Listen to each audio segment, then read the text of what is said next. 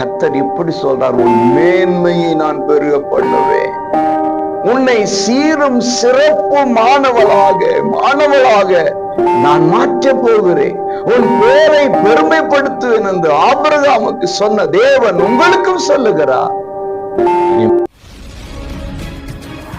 பிரியமானவர்களே, அன்பு ரட்சகர் ஏசப்பா உங்களை ஆசீர்வதிப்பாருங்க.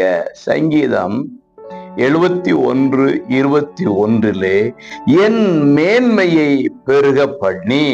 அன்பு உறவுகளே, கர்த்தர் ஒருவர் மட்டுமே உங்களை மேன்மைப்படுத்த வல்லமுள்ளவராயிருக்கிறார்.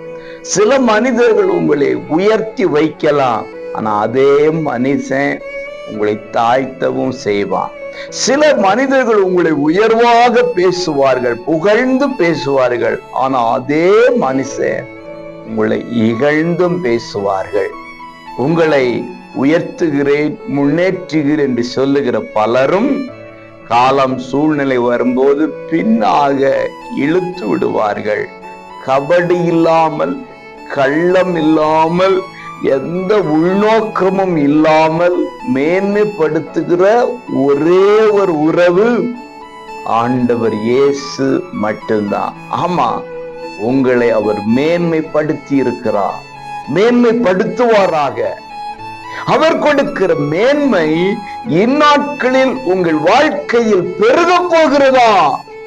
இனிமே உங்கள் மேன்மை, உங்கள் பெயர் பிரஸ்தாபம் பெருக போகிறது.